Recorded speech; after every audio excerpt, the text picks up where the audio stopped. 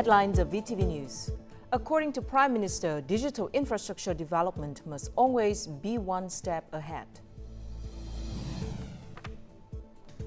Vietnamese products remain popular in Europe.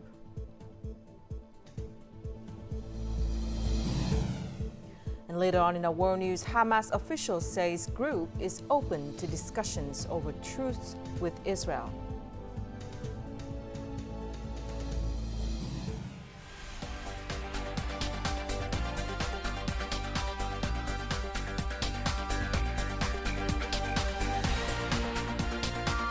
Broadcasting from Hanoi, the capital of Vietnam. VTV News starts right now. Hello and welcome to VTV News, coming live to you at 3 p.m. from Hanoi. I'm Lena Pham with the top news of the hour. Prime Minister Pham Minh Chinh, chairman of the National Committee on Digital Transformation, attended an event on Tuesday morning to welcome National Digital Transformation Day 2023. The Prime Minister emphasized that the government of Vietnam is determined to achieve the dual goal of developing a digital government, digital economy, and digital society. Speaking at the event, Prime Minister Pham Minh Chinh emphasized that digital transformation is a trend, a movement, a strategic choice, and a cause embraced by the entire political system and the entire population.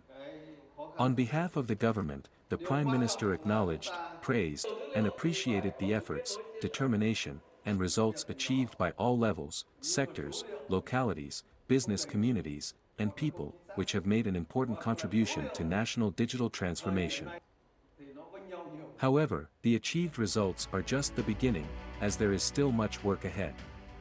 The Prime Minister reiterated the government's consistent viewpoint of placing people and businesses at the center of digital transformation, as they are the goals, the driving force, and the resources for this transformation.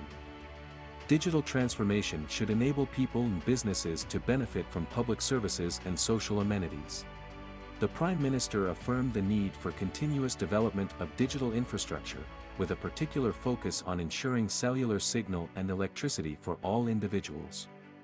Additionally, the Prime Minister emphasized the importance of clarity in policies, transparency in infrastructure, and intelligence in management throughout the digital transformation process. Continuing the work program in the Mekong River Delta, on Tuesday morning, National Assembly Chairman Vương Đình Huệ met with the Standing Committee of Hậu Giang Provincial Party Committee. Hậu Giang is located in the center of the southwest sub-region of the Hậu River and has recently shown significant economic growth, reaching 13.3% in the first 9 months of this year, ranking first in the country. National Assembly Chairman Vương Đình Huệ praised the province's recent efforts and proposed that Hậu Giang promptly report the results of the recent 8th Central Conference in order to ensure a unified understanding and action within the party and political system. He also urged the province to closely follow the resolutions of the party's Central Committee and the National Assembly. Additionally, Hậu Giang needs to collaborate closely with ministries, departments, and localities in the region to ensure the progress of implementing expressways that pass through the area. Today, Hanoians celebrated the 69th anniversary of the capital's liberation from the French, which happened on October the 10th, 1954, by adorning the streets with red flags and banners. The anniversary of Liberation Day holds great significance for the people of Hanoi, serving as an inspiration for generations. It is a yearly reminder of the city's victory. October the 10th, 1954, marked a pivotal moment in the history of Thăng Long, Đông Đô, Hanoi. The capital was finally free from colonial rule, marking the beginning of a new era. This day symbolizes the Vietnamese people's liberation from French domination and the start of the socialist revolution in the nation. As we have mentioned on these days, 69 years ago, on October the 10th, 1954, the people of Hanoi witnessed a historic event for the country. The People's Army of Vietnam entered through the gates to take over the capital, effectively ending the French colonial occupation of the entire North. This marked a significant achievement for the revolutionary cause of the entire party and people. Even today, the tradition of solidarity continues to flourish, contributing to the construction and development of the capital of Vietnam. On the morning of October 10, 1954, the cavalry regiment and military units embarked on a historic march into Hanoi. Now, 69 years later, the sight of national flag flying on the Hanoi flag tower during that sacred moment in history, along with Uncle Ho's call for patriotic emulation, remain vivid memories in the minds of many. Mr. Nguyễn Tiến Hà has always taken great care to preserve the few mementos he has kept to this day.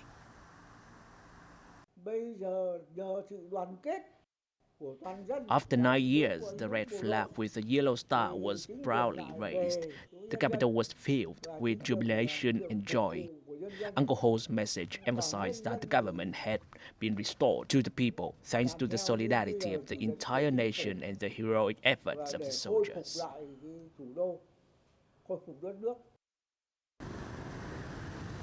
Remembering Uncle Ho's teachings, the government and people of Hanoi have been persistent and united in their efforts to build the capital.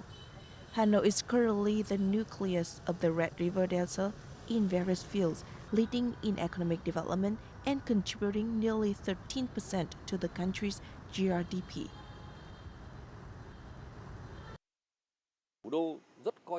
The first conference on the city's orientation was specifically chosen as a platform for universities, scientists, and intellectuals to participate in.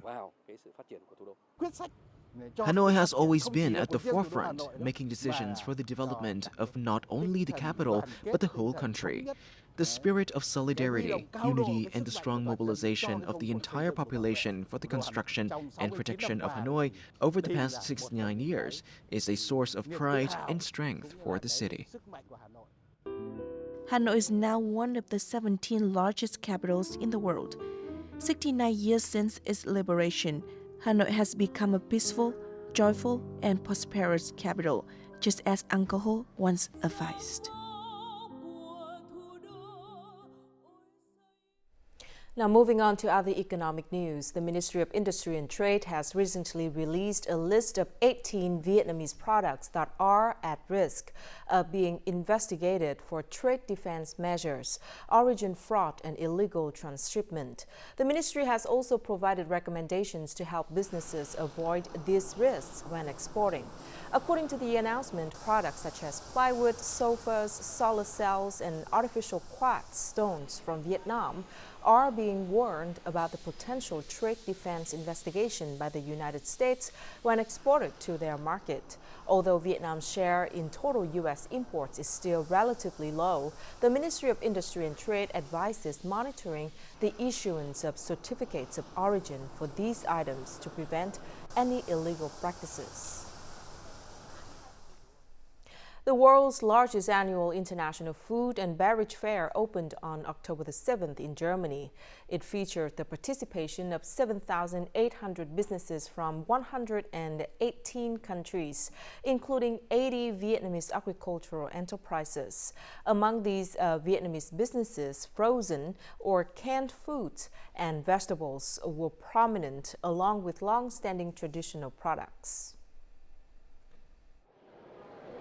This year's Anuga International Food and Beverage Fair has the theme of green transformation. This aligns with the current consumption trend among Europeans, who are opting for healthier diets with reduced meat and fish consumption. They prioritize natural foods that are either raw or processed using traditional and environmentally friendly methods. The fruit and vegetable market, especially in Europe, remains stable. Our company's revenue continues to increase by 30 to 40%. We export a variety of Vietnamese fruits and vegetables, including passion fruit, pineapple, sweet corn, soybeans, spinach, and mango. The European food market has experienced an unusual year, with inflation driving up food prices. However, agricultural products imported from Vietnam were not significantly affected by these fluctuations. Our entry into the European market for pepper has been relatively stable.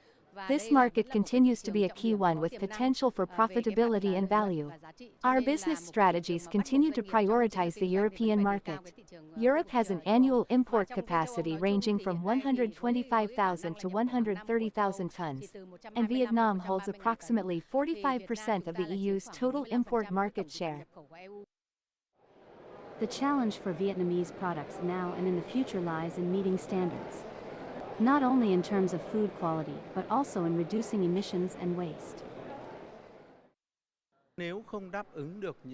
If we fail to meet the green transformation standards of major markets like the EU, it will become increasingly difficult or even impossible for Vietnamese products to be exported to the EU, Japan, or the US within the next 3 to 5 years, regardless of the quality of our products and designs. That is why the Department of Trade Promotion is actively reaching out to international organizations for advice on green business transformation. This year's Anuga Fair identifies food and beverage consumption trends, which include the increase in vegetable protein, the reduction of animal protein, and a return to traditional cereals. Additionally, there is a focus on packaging with environmentally friendly materials. Dragon fruit, once considered Vietnam's billion-dollar fruit, lost its position to durian in July of last year. The export turnover of dragon fruit has also experienced a sharp decline, dropping from a peak of $1.27 billion in 2018 to just over $450 million in the first 8 months of this year. China, India, and South American countries have all successfully cultivated this fruit. China, in particular, has 67,000 hectares dedicated to dragon fruit cultivation, surpassing Vietnam in terms of output with 1.6 million tons per year. India, which previously accounted for only 8 to 10% of the export turnover, is also expanding its cultivation area significantly. This has created immense competitive pressure for Vietnamese dragon fruit.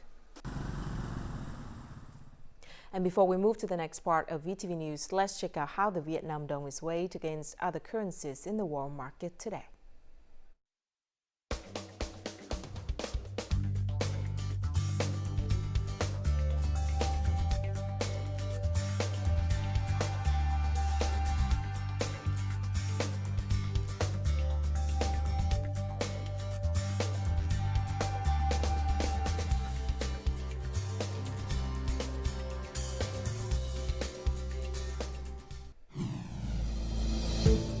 Coming up next, ASEAN aims for global leadership in disaster management. And let's explore the beauty of Hanoi on the capital's Liberation Day, October the 10th. The theme proposed by Vietnam and the disaster management agencies of ASEAN countries for regional cooperation on disaster management in 2023 is From the Response to Early Action and Resilience, ASEAN towards global leadership in disaster management. In a time of more frequent abnormalities due to climate change, early warnings and risk analysis before natural disasters play a significant role. On December 26, 2004, at 7:58 a.m., a 9.1 magnitude earthquake struck off the coast of Sumatra Island, Indonesia. The earthquake occurred along a 900-mile fault line where the Indian and Australian tectonic plates meet, resulting in the ocean floor rising by approximately 40 meters. This devastating disaster claimed the lives of 230,000 people across 14 countries. In order to prevent similar catastrophes, the ASEAN Agreement on Disaster and Emergency Management was established. Main agreement is actually a very important agreement among the ASEAN member states because that has given us a legally binding agreement whereby all the ASEAN member states has been working together, and we have learned a lot. The ASEAN Committee on Disaster Management was established in 2003 to promote regional cooperation in addressing issues related to disaster management. It was a significant early initiative in the region's response to natural disasters. Climate change knows no border, and unite front is essential to address the challenge. Vietnam has positioned itself as an active and highly respected member of ASEAN. In order to attain a specific position within ASEAN, apart from the national status factor, the contribution of national representatives is also crucial. After several technical-level meetings throughout the year, the committee approved the Ha Long Declaration on Strengthening Early Action in ASEAN Natural Disaster Management.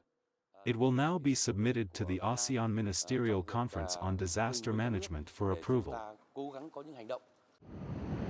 El Niño is coming and is expected to generally cause drier conditions in Southeast Asia. ASEAN will issue its first joint statement on early action in natural disaster risk management in the region. The Ha Long Declaration on Strengthening Early Action in Natural Disaster Management in the ASEAN region is expected to be adopted in the next few days. A stretch of nearly 4 kilometers along both sides of a major shipping channel into the Hậu River in Duyên Hải Town, Trà Vinh Province has been planted with over 3,000 trees. This initiative aims to address climate change and prevent landslides. According to the plan, by 2025, the entire 16-kilometer length on both sides of the shipping channel will be covered with 50,000 mangrove and casuarina trees. The objective is to mitigate landslides and ensure smooth navigation for ships weighing up to 20,000 tons entering the Hậu River. Starting on October the 10th, the central region will experience heavy rainfall. The areas from Hà Tĩnh to Quảng Trị will receive rainfall ranging from 100 to 250 millimeters, with some places getting over 300 millimeters in a day and a half. The heavy rain is likely to spread to Nghệ An. There is a very high risk of flooding in low-lying areas, as well as flash floods and landslides in mountainous areas. Given these forecasts, the National Steering Committee for Natural Disaster Prevention and Control recommends that provinces from Thanh Hóa to Quảng Ngãi take proactive measures to respond to the heavy rains. In particular, it is necessary to review and proactively organize the relocation of people from areas at high risk of deep flooding, flash floods, and landslides. Enhancing cooperation between Vietnam and the U.S. has allowed Vietnam to participate in the global semiconductor value chain. Therefore, the country is promoting solutions to seize this opportunity. This was affirmed at a press conference held by the Ministry of Science and Technology on Monday. The Ministry of Science and Technology said it has implemented several measures to lure investment in research labs at universities and research institutes in order to attract and train human resources. It will also attract and encourage Vietnamese scientists working abroad to cooperate with domestic scientists and grasp core semiconductor technology. In addition, the ministry will propose priority national scientific research programs and tasks related to semiconductor chips, build policy mechanisms, and develop infrastructure and equipment for testing and assessing semiconductors in Vietnam. Vietnam has leapt 2 places in the Global Innovation Index in 2023, according to the World Intellectual Property Organization, or WIPO. Not only large businesses, small and medium businesses are also launching innovative products and devising solutions to create a business ecosystem for mutual development. That goal will have even more potential with the outstanding contributions of young businesses. These engineers are simulating the structure of a patient's injured skull using 3D printing technology to support doctors during consultations or surgeries. Instead of taking a week to order 3D printing models abroad like before, Vietnamese engineers only need to spend 20 hours to produce the models. This outcome will help increase the probability of patient survival. Apart from major applications in the medical field, this groundbreaking technology also plays a key role in the manufacturing and construction industries. This technology can bring benefits to many people. Vietnam has the potential and advantages to produce cutting-edge technologies like developed countries but at cheaper costs because Vietnamese businesses possess a creative labor force and gain support from many resources. More than 800 businesses are supported by the Vietnam National Innovation Center, NIC, through training programs and networking opportunities with partners. These are practical supports for young businesses in their early stages. Startups in the early stages face many difficulties regarding capital, location costs, market access, and technological capacity. With the NIC's ecosystem, resources, and partners, we will help startups handle those problems. In the coming time, the Ministry of Science and Technology will coordinate with other ministries and departments to improve the technology absorption ability of businesses and promote technological innovation. As such, each business, each sector and economy can boost labor productivity. Vietnam is considered one of the countries with the most dynamic and vibrant startup environments in Asia, with about 3,800 active startups. A comprehensive startup and innovation ecosystem will help Vietnamese tech-based entrepreneurs make great strides in the future. Hanoi is at its most charming in autumn when the city is adorned with a blue sky and a cool breeze. Today, October the 10th, is an opportunity for the people of Hanoi to show their gratitude to the generations who fought for the liberation, peace, and development of the capital, which has a rich history spanning thousands of years. This story takes you on a journey around Hanoi to uncover its beauty on this sacred day. 5 a.m. on a bridge over 120 years old, the Long Bien Bridge. This bridge continues to stand proudly as a historical witness, symbolizing the pride of the capital city. Many people in Hanoi, like Trung, maintain the habit of jogging and cycling across the bridge. Trung sees this time of day as an opportunity to breathe in the cool morning air and savor the ancient scent of the capital city. I was born near this bridge and have crossed it using various means of transportation. Its beauty remains unchanged despite the passage of time. Lien is a retired teacher who frequently spends his mornings hanging out with fellow retirees.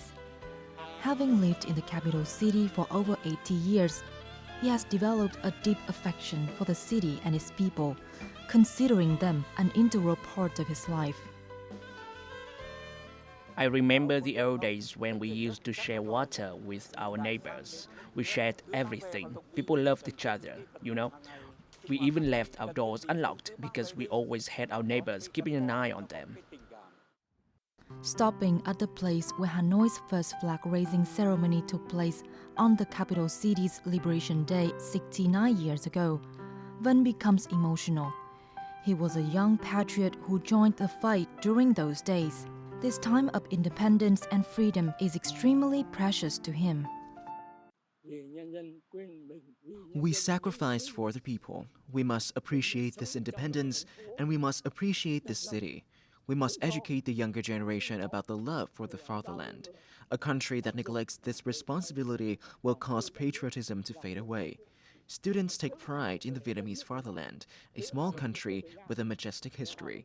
We must preserve this independence and pride.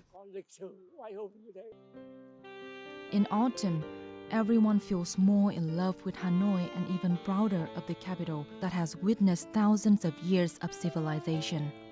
We hold dear the heroic past, which further strengthens our determination to unite and develop a peaceful and prosperous capital city.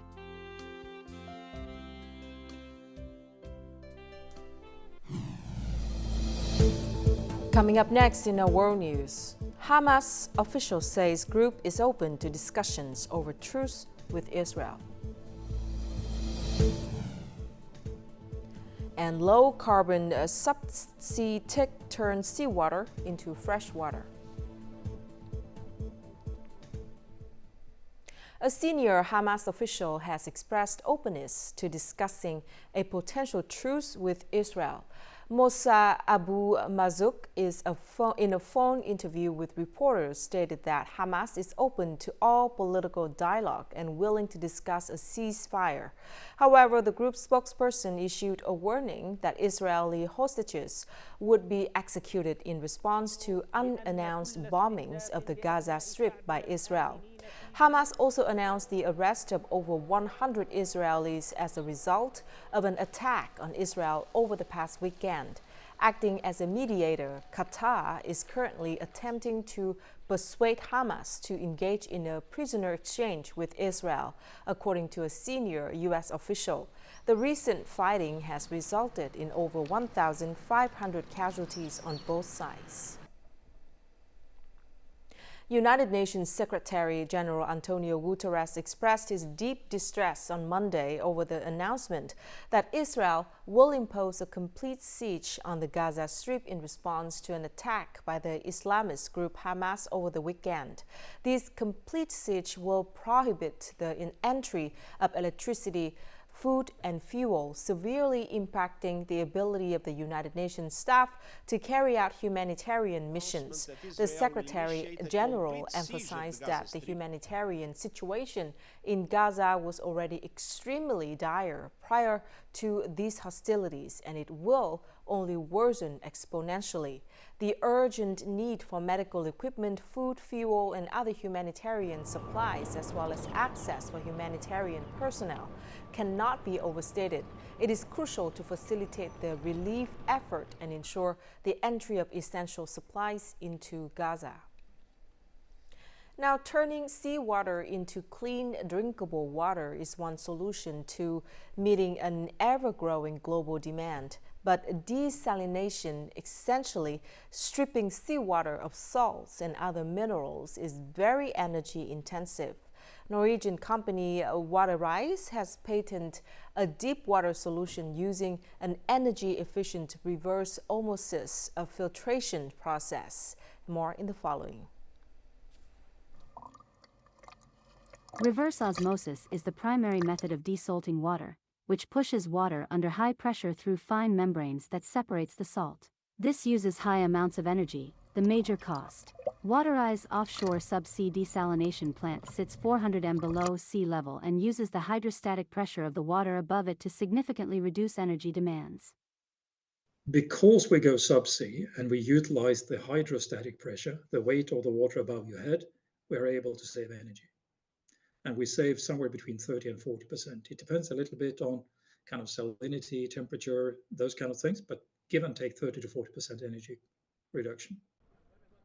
WaterEyes says their technology reduces the need for coastal land by up to 90%, while reducing energy consumption by up to 40%, resulting in lower CO2 emissions. They say the impact to marine life is reduced to a minimum. It is that you pass seawater at more than 32 bar pressure differentials over a given film coated with certain chemicals. And what then happens is that the sodium ions in the water react with some of that chemistry. And the chemistry keeps some of the sodium chlorides back and let the H2O pass through. That's the easiest way of explaining it. WaterEyes standard unit produces 50,000 cubic meters of fresh water a day, enough to supply a city of 300,000 to 400,000 people. The company says they are now developing partnerships around the world with organizations looking to use their technology. And now let's take a look at the weather forecast.